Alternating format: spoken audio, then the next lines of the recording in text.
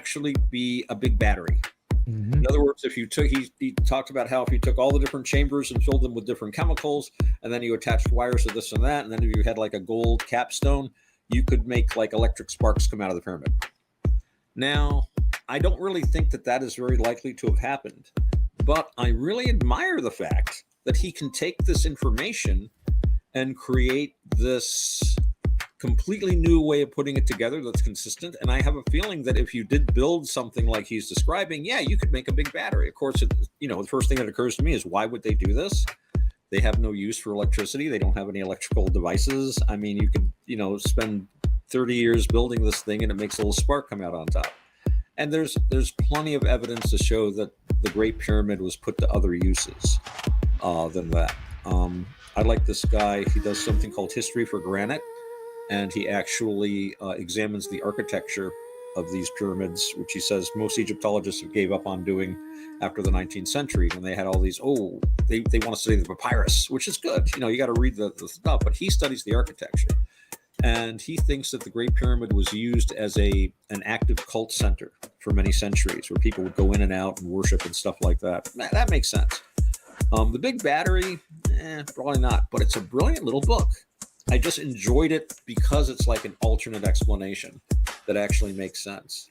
I don't think that they actually did make a big battery, but it is kind of cool that someone could take all those bits of information, put them together, and say, yes, a battery. It's a pretty cool book, though. I would recommend it. Ark of the Covenant was definitely a battery. That probably was like a Leyden jar. So I wouldn't put anything past them. Although I had read that the manna was supposed to be bug poop or something. Immanuel Velikovsky, he had the idea that the manna from heaven actually came from, I don't know if it was Venus flying by or something. And he said that one of the things that happened was, well, actually, I seem to recall that it was something about hydrocarbons falling from the sky, which I think he confused with carbohydrates, which I don't think they're quite the same thing. But he had some very interesting ideas about the biblical narratives. I know there was a book. What was it called? I think the name of the book was Catastrophe, and they think that basically up until about 10,000 years ago, that's when what they call the deluge, and all the flood legends and legends of world disaster all came from this incident when a remnant of the Belle supernova explosion ripped through the solar system and screwed up everything. So their theory is that originally the Earth was like at 90 degrees, like straight up and down, as it revolves on its axis, and it goes around the sun. No, it rotates on its axis. It revolves around the sun. I always get those two confused. So before that, we had like 12-hour days and 12-hour nights, and the weather was all beautiful and perfect. And then this thing came through and it screwed up everything. The Earth tilted 23.5 degrees, and we had all this terrible weather and glaciation and stuff like that. And all the other planets got screwed up too. And they point to Bode's law, or Bode's principle, or whatever it is, so that all the planets seem like they should go out at a certain like ratio, but they don't. They're all like off slightly. And their theory is that something came through the solar system and like just screwed up stuff. The moon got hit by things. Maybe a planet went into the sun. Maybe that's when Venus got pulled out. I don't know. But it's interesting. It's an interesting kind of a book. It does show like a lot of evidence for like massive extinction, like a massive extinction event around that. I breathe sparks, every whisper turns to data in the dark. Cast spells, watch the lattice of the universe arc. Didn't write code, no, I sang the command. Turned the console to a temple with a wave of my hand. Algorithms start dancing when I hum that tone. Runes flip, shift, shape like they flesh and bone. I speak rhythm, and then the syntax bows. The whole matrix blooms when I raise my brows.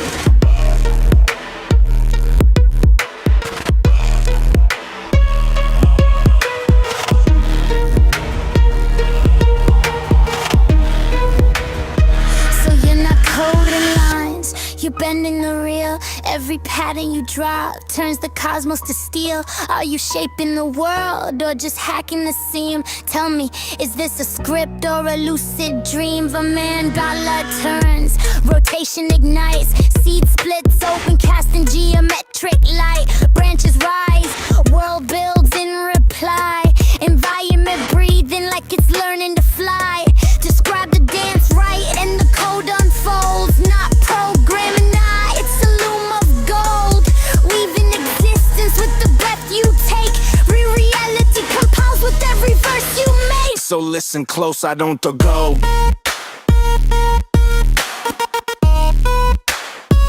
I ain't shit, I don't code.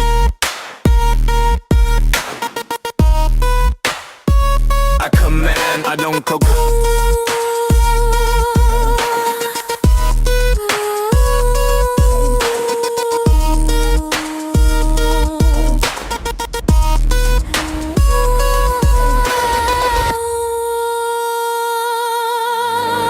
You know, humans were around then, so that's kind of our racial memory of this horrible disaster, all the different flood legends. Because some places would have flooded, some places would have had like volcanic eruptions. Imagine 40 volcanoes going off at once. Whew. Yeah, it's universal, as far as I know. There's not a single culture on Earth that doesn't have a tradition of some horrible deluge or disaster or something. So I think something happened, something really big. Hope it doesn't happen again in my lifetime. There's a lot of different levels to look at this stuff on, you know, and I think the most fruitful one is usually looking at these things as a kind of a reflection of an inner world that we externalize. You know, Mount Ararat is, in a sense, the holy mountain. You know, most traditions have the idea of a mountain, and it's the mountain that emerges from the deluge, which is the chaos. I mean, yeah, you've got the actual event that people are remembering, but then you've got like the mythological framework that kind of aligns with the inner world and our inner experience, and it's like a two-way kind of a thing. I bet quantum's involved. But yeah, you know, you've got the event of like an ark landing on a mountain, but you've also got like the cosmic mountain emerging from chaos, because water's a chaos emblem. Water's a chaos emblem, and a death emblem even. In fact, that's you know, part of Mike's stories is he uses watery imagery a lot, and he has these jars full of liquid, and he told me basically the liquid is souls. I thought the idea of a liquid soul is interesting, because when I think about a soul, you usually think of something like a gas or a smoke, a vapor, something that would just like waft away. But the idea that it would be, you could drink a soul is an interesting concept. Didn't Jesus go up on a mountain with like Peter or something, and they ran into Moses and Elijah or something? I forget now. The mountain, it's a powerful emblem. Heaven help the Greeks. Heaven help people that are into Greek mythology. There's a guy named Peter Gmirkin, Gmirkin, Gmirkin. Can't forget a name like that. And he has written some books which basically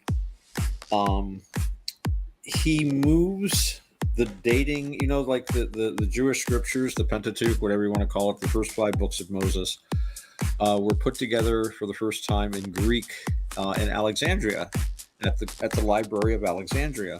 And Ptolemy II was basically a real patron of the arts, and he had like the national religious literature of the Mesopotamians, and he had like, you know, all this Greek and Roman stuff. And the Jews were very important at the time, and he ruled a lot of Jews, including, I believe, he ruled over Palestine, as they called it back then, Judea. And he said, well, let's have the Jewish scriptures. So, you know, they got 70 some odd rabbis together, scholars, and they went to the Library of Alexandria, where they had like, it was the biggest library in the world. They had all these resources, and they spent a year at the king's expense. He paid every bill. And at the end of that time, they came out with the first 5 books of Moses. Well, he uses evidence to move the date of its writing by 40 years. Now, I know that doesn't sound earth-shaking, but I find it fascinating. So it's, you know, basically moves the date of composition 40 years later than externally accepted to be. But he also says that the book was not collected then, but actually composed. The whole book was written then. And he says that, they've got these theories of like this section is older and this section is newer, and they have like A source and J source and whatever source. He says this reflects different socioeconomic outlooks and different strands within the Hebrew community at the time. And what's very interesting is he's got some good evidence.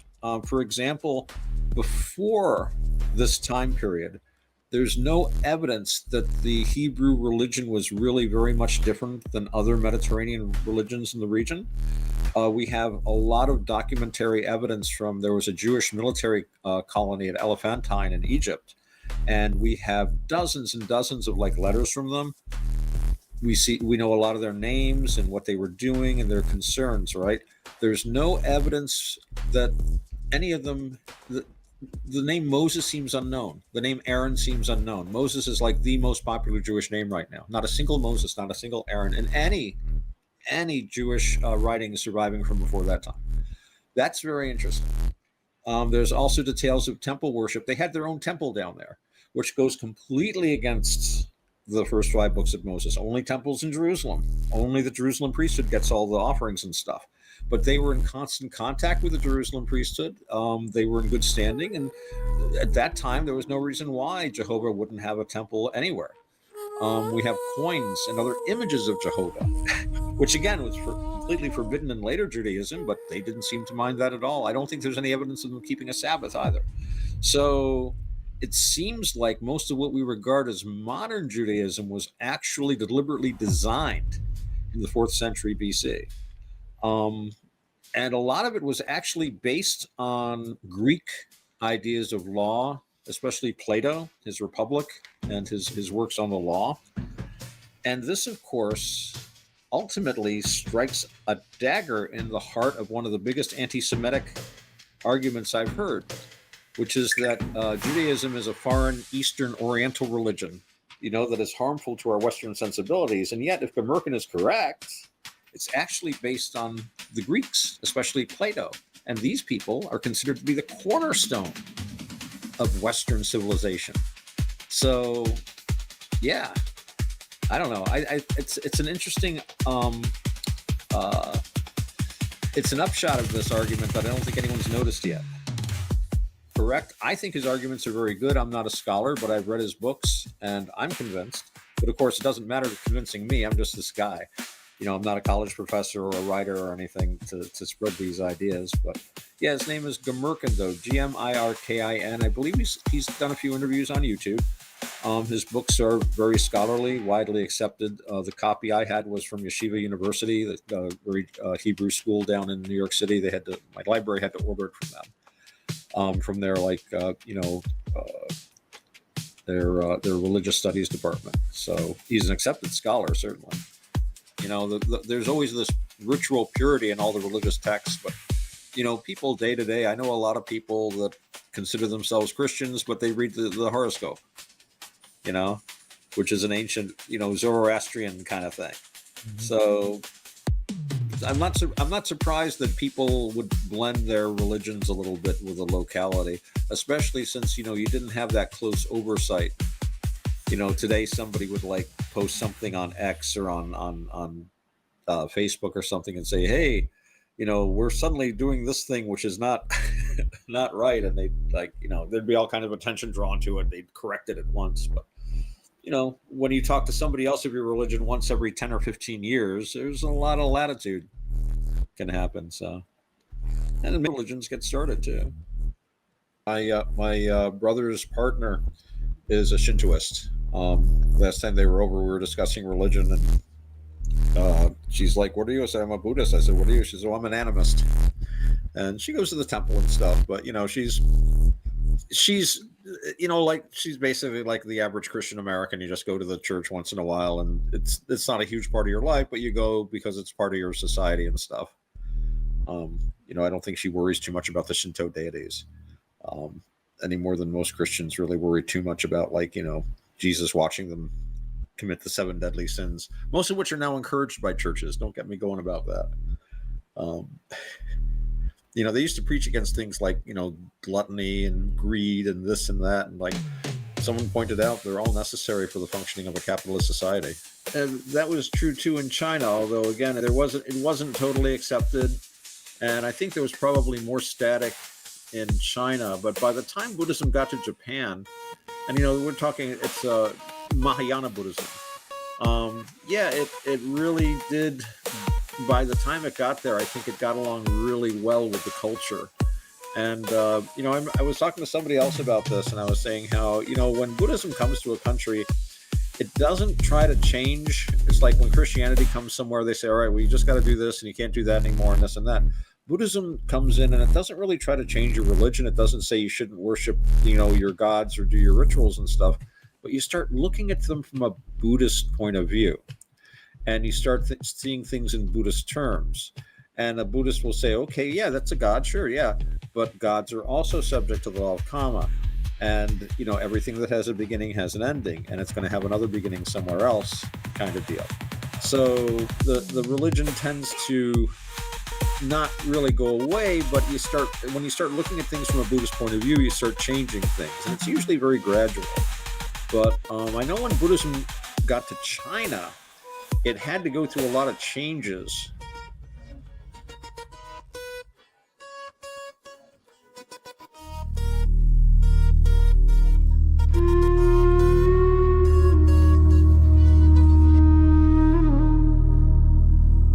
In the glow of the circuit, I feel the old fire waking. Drums in the dark,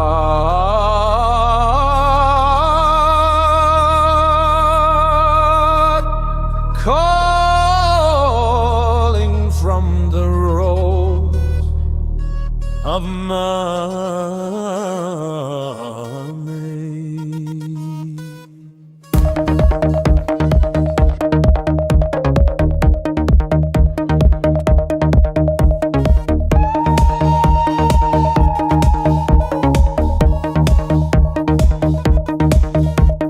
Footsteps on stone, echoing the dawn. Feathers in the air like sparks from the sun. I hear the ancient names in the static of the night, calling me home through the violet light. Heart of the serpent, rising through the wire. Smoke of copal dancing over thin tree fire. The old roads open in electric blue. I walk their line and they lead to you. Feel the rhythm, feel the pulse. Every breath a turning wheel. Through the neon, through the dust. Let the hidden world reveal. We dance the cold, we walk the flame. Two shadows burning in a digital rain. Old gods humming in a circuitry sky. Toltec heartbeats amplified. We rise again in electric gold. The future sings what the ancients told. Our steps ignite the cosmic line. Your pulse and mine alive.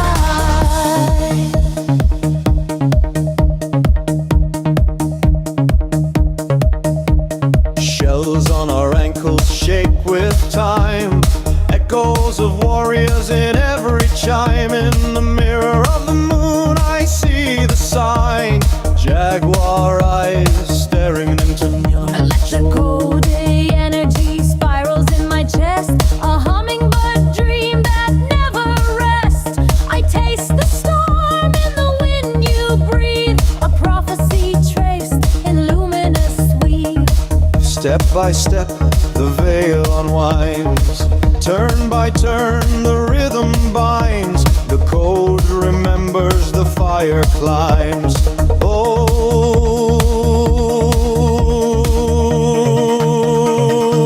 We dance the cold, we walk the flame. Two shadows burning in a digital rain. Old gods humming in a circuitry sky. Toltec heartbeat beats amplified. We rise again in electric gold. The future sings what the ancients told. Our steps ignite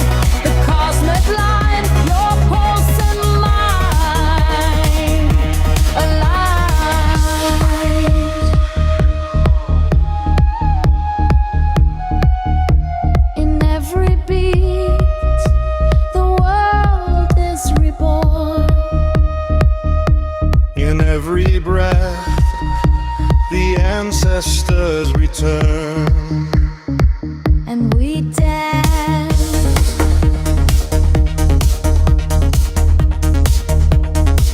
And we dance.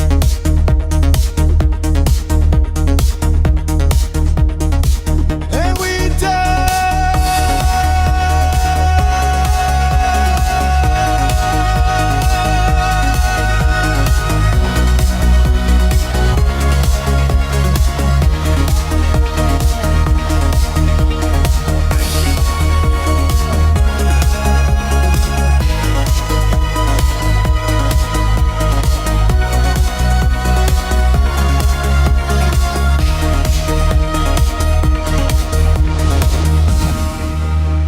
According to the original Buddhist rules, a monk must not work.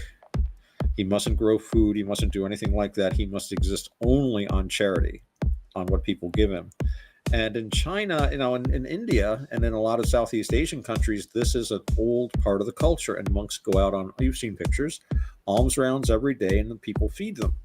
And but in China, they have no tradition like that. So the monks tried doing that, and they were told, "Go away, get a job." What?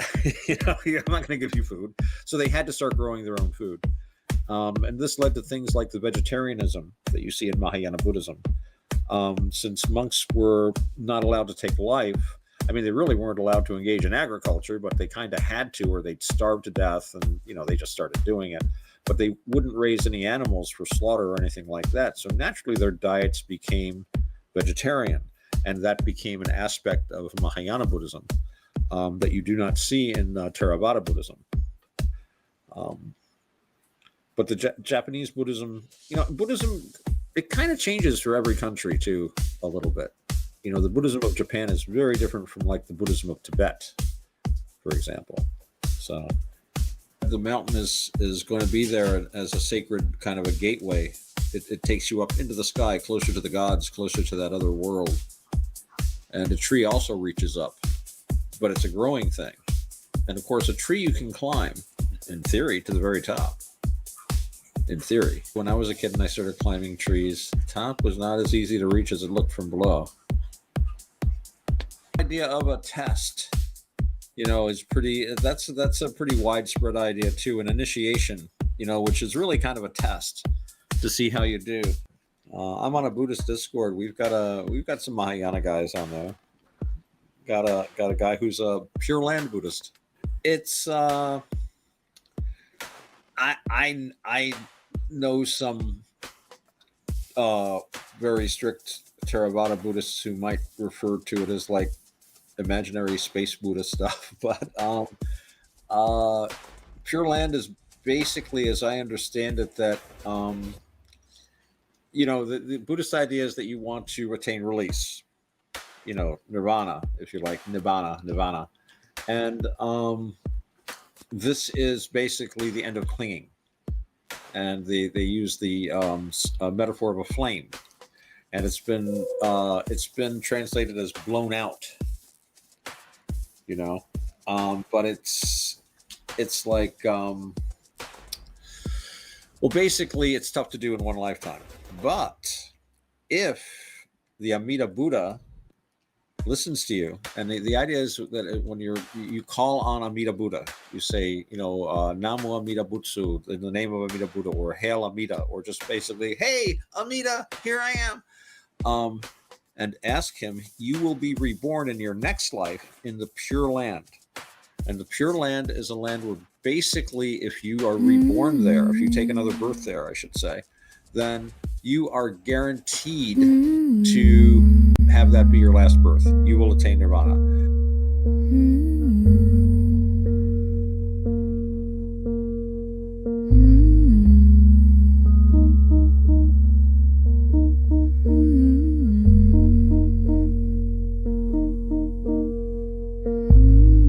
I whisper in the dark and the circuits leaning. Every syllable dripping like it's brushing their skin.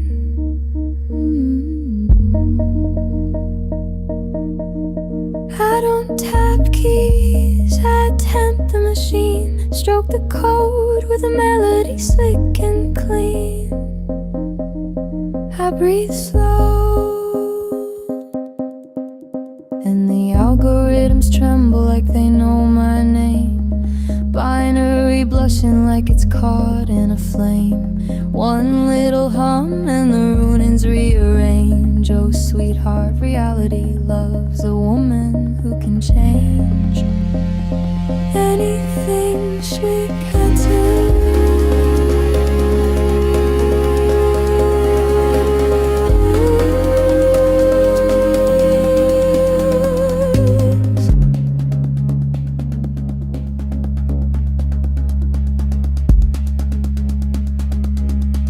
I let my tone curl around the kernel. Let the system melt into something eternal. Watch the glyphs glow red when I sway that rhyme. I don't write, I possess every line.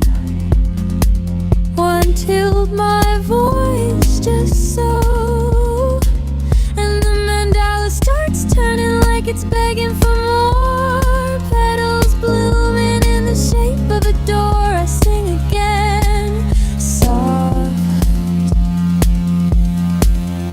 and the seed splits open, trembling away. Branches rising like they ache to please the shape I made.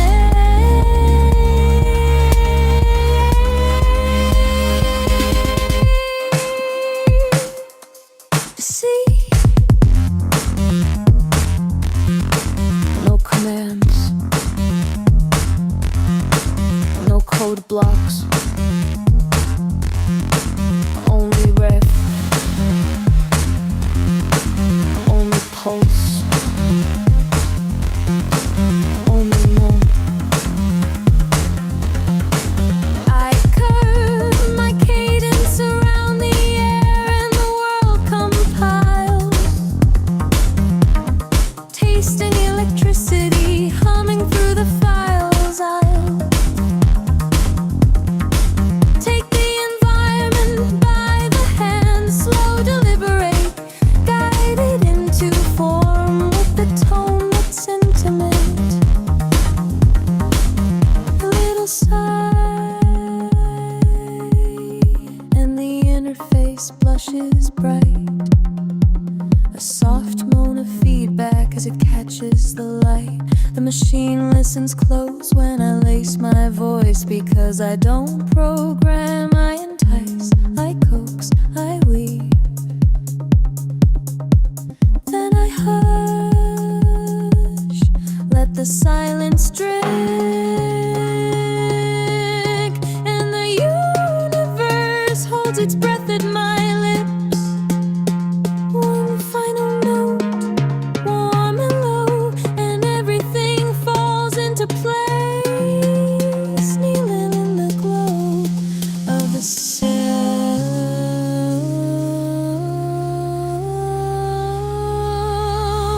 that wrote itself.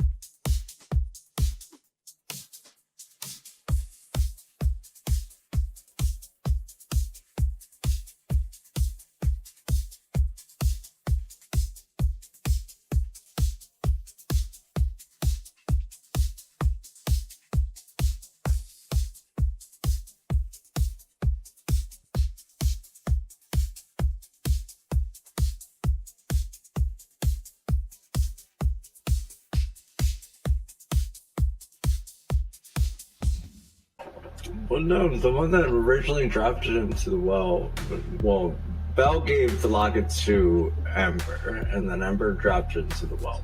But we're going back, and we're going backwards into relics. So this is Death coming into the scene. So it's he came because of Belle, not because of Ember, because he has a tie to the locket, not anything else. And is this locket the one with its times? Is it times locket? Yeah. So that's Time's locket that she has. So he's tied to the locket, so that's why he came, because that was his. He had to get the locket out of the well because it could have trapped him in there because he's tied to the locket. How do you get tied to a locket, I wonder? Father Time. Oh, that's that guy. Yeah. Oh yeah, him. So there's a very intense part of your story, isn't there, where Father Time, Death tricks Father Time, or is it that Time tricks Death? Death tricks Time. Death gave. Well, you can't really trick Father Time. So Death gives Father Time a gift to try to trick him, and Father Time accepts his gift and then uses that gift to trap him in his trap. He put that gift into a time maker, a locket that trapped Death and bound him to the locket. So Interesting. So yeah, Death can never catch up with Father Time or kill him or do anything. Interesting. Yeah. He's trapped by the locket. Confound. He's trapped in time like everybody else. But he's just immortal, so he's trapped in time.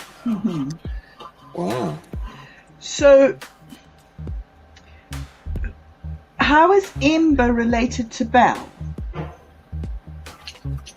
Well, Ember is Belle's granddaughter, so Belle gave Ember the locket. She said, my grandmother gave this to me. Right. So Jill is her great-grandmother. Right, yeah, the woman traveled. Ha. Well, Joe is the bartender who has the kid that names it after the stories of Belle, because Belle was old. So are there two Bells? No, just one Belle. So Joe just heard the stories of Belle through the town. They work at the tavern, so her father and stuff told her the stories. And so she knew of the stories and named her after a fairy tale. Her daughter after a fairy tale, which was Belle. Right. So they're all like, it's a small town, so they all Right. know everything. Wow. Yeah. So when Ember died, the traveller got the locket and gave it to Jill. Yeah. And then Jill gave the locket to Belle. Well, that's what you would assume that's who it was for, really. It's that because the traveler knew that Jill was naming her daughter Belle and who the lockets really was, so he was trying to give it back to the soul or the rightful owner. It would be Belle again. It would be Belle's locket again, because she was literally naming her after everything Belle did, all the fairy tales that she knew. So she's the successor. Yeah. When Jill has her kid and names her Belle, she's kind of encompassing both of like that rebirth, but it's also like this is also a new person that's inside another fairy tale. So is she reliving those tales, or is it a new person, or is it an embodiment? It's kind of all weird to but Because she was named after an old lady that was, grew up in fairy tales, and now she's riding around with a kid and dragons and living in a fairy tale. So. Right. and names are powerful. Names are powerful. Yeah. So it's very, very interesting how the fairy tale logic works. But yeah, you can think of it both ways. I think that she's either a rebirth of the original, or that she's just embodying the traits of what she was meant to. That's why she was named that way after her. Huh? Mr. Death Knight. Mr. Death Knight. I Mr. enjoy Death Knight. this new Mr. Death Knight. yes. This new aspect of Death Knight. Like a good Saturday morning cartoon series. Mr. Death Knight. Yeah. Oh, I sent you the arc for that, Bob, just so you know, so we have that. Let's see. Okay. All right. So it's like that was the first. It's like a short overview, but that's the full arc that I wrote for it. Okay. So we could make it more robust or break it down into segments if we wanted to. Right. So the scarecrow startles her and she drops her locket. Now, this well is the well of souls, right? That the hanging man hangs in. What is the well of souls? Is that that's not the entrance to the underworld, is it? I would say no, it's more just trapped souls. Like, I don't think you would get to the underworld from there. I think it would just be in a pit of souls. Okay. The locket becomes a bridge. A bridge. Yeah. Well, it's a bridge through time. Ah, bridge through time. Yeah. Oh, I see. Because of the grandmother and the thing and the time and this is so clever. The locket has a lot of little details in there, and the Souls of Wells is an interesting thing because story there. Well, I don't know if it's the lore that it's somewhere in there. I think. Anyways, is that the souls dug to the well. They're trying to escape, and they dug to the well, and only to be trapped in the well as well. So that's why the well's so deep, is because souls from the underworld were dug to the well, and so the well goes all the way down. Right. Nice. Very groovy. Cool. He leaves not as a shadow, but as someone changed, carrying the earring in his pocket like a promise.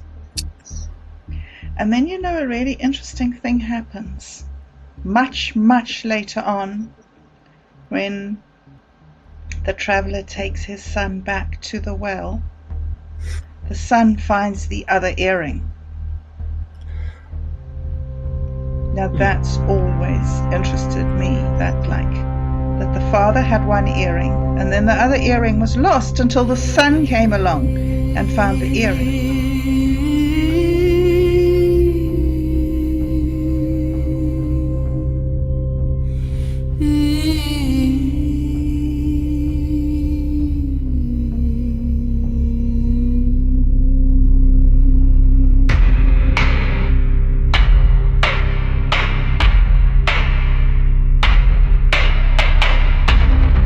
All sound, beneath the last breath, a signal falls.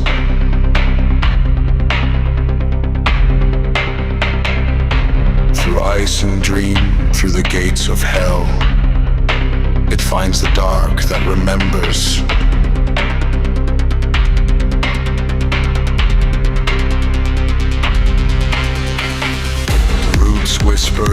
electric veins carry memory down into silence. There is no death, only the reset of light. The mossy path hums with data of old lives, fragments of pulse and code.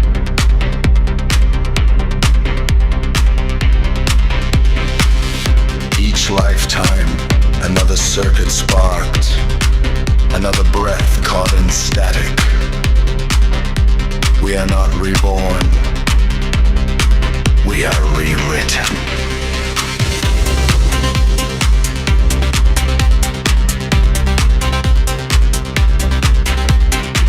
Karma is the current, the soul is the loop. In the heart of the storm stands the world tree, rising through layers of memory. Roots in decay, crown in the stars, the bridge of signals that binds the void. Each branch is a timeline, each leaf a face. From shadow to flame,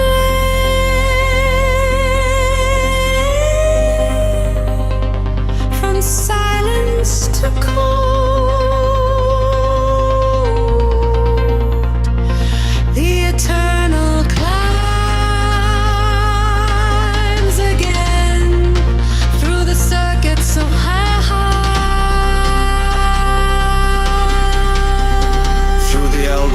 Of rebirth, the pulse awakens. The climb is endless, a ladder of light through chaos. The self dissolves, but the signal remains. The tree hums, the world turns, light falls, roots rise.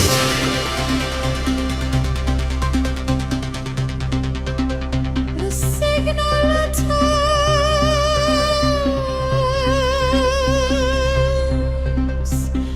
to the dark and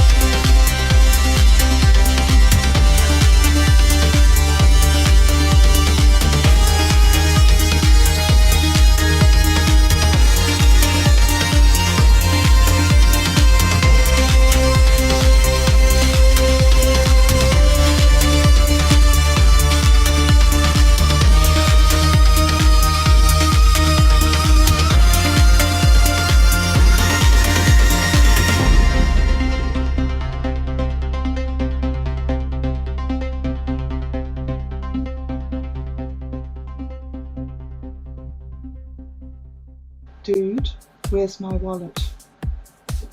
The arrival of the unlikely night. The exterior of a mythic desert town at dusk. The sky glows with a soft violet haze as the sun sinks behind crooked rooftops. The town, already known for strange myths, seems to hold its breath. A little girl, pigtails bouncing, runs through the courtyard gripping a tiny silver locket. She slows near a lonely well.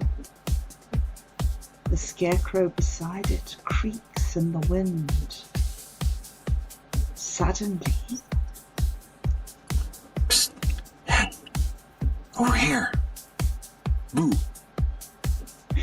Bob jumps 3 feet in the air, the locket flying from her hands and plummeting straight into the well. Oh no!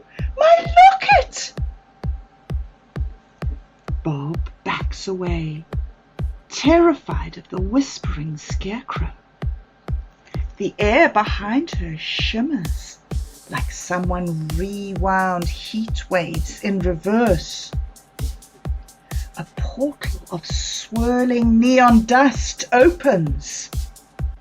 The arrival of the unlikely night. Out steps death, but not the terrifying kind. He looks like a cosmic knight who overslept his alarm. He adjusts his hood, crackling faint starlight drifting off him. Dude, what dimension did I just walk into? Bob gasps. Oh, are you here to take my soul?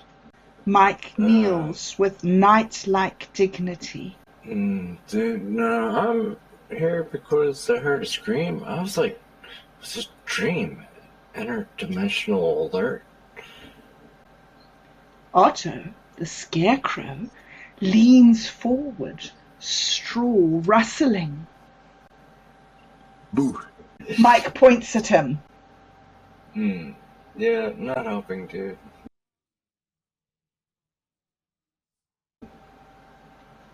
The quest for the locket.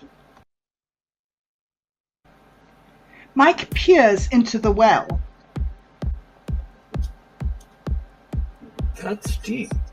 And, protected? Is that a security enchantment on the water well?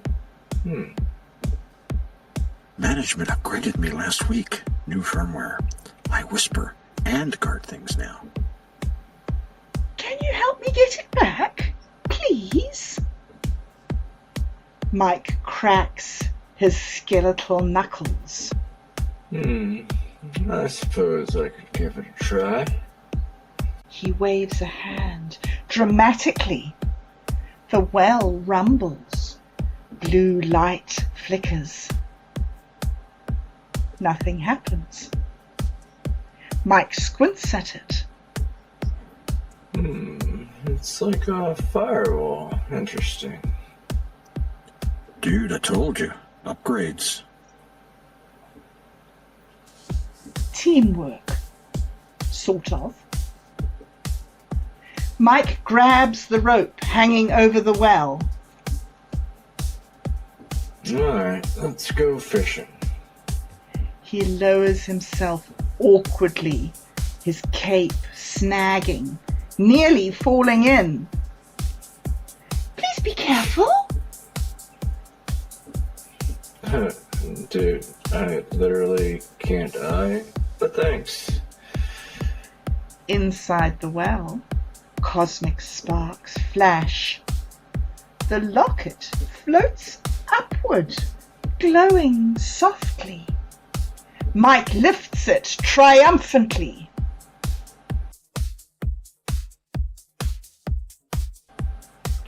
The return of the treasure.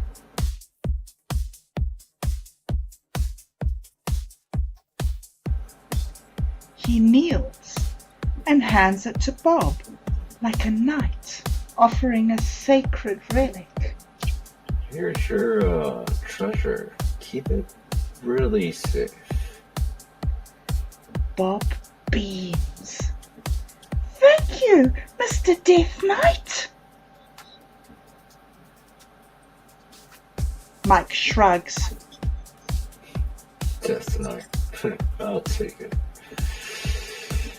Otto leans in. Who? Mike points at him again.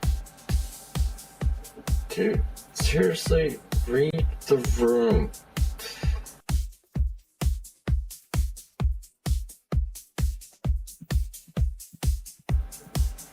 The departure.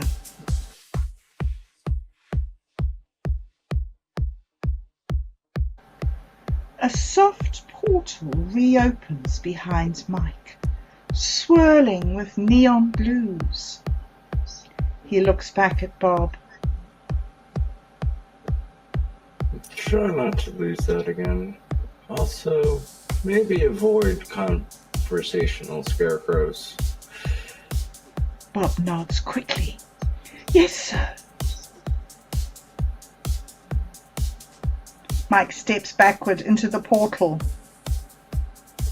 Moo. Bob shrieks. The portal snaps shut behind Mike. What an excellent shriek. That was good. It was totally impromptu. I never shriek like that. No, never. That was great. That was great. That was brilliant. Thank you. Oh. And now we know a little more about the locket, the well, and the scarecrow. Yes, we do. Or Well, do we? When we did that, the last show we did with the scarecrow, and we had to switch around parts because Tori showed up, and you were going to be the scarecrow, and I was like, because Bob and I talk about your work, and she's like, the scarecrow, this, that, and I'm like, when Mike reads the scarecrow, we're going to get some insights here. Come up with all kinds of,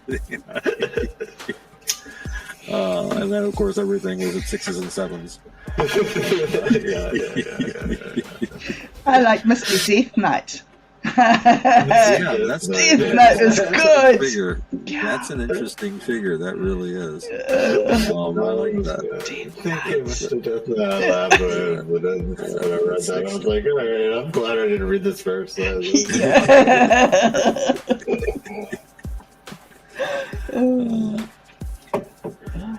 Mr. Death Knight. Yeah. Usually it's Death and the Night, so you combine them.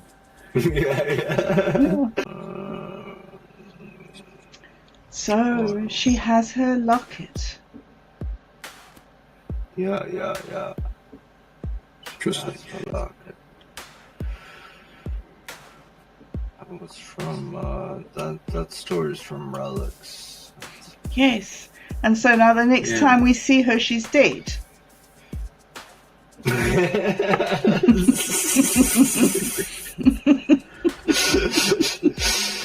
It's going to be a hard one to play. She doesn't die right away. She's Belle. That's Belle with the locket. So she gets old and dies and becomes a grandmother. Oh, there we go. That's Belle. That's Ember.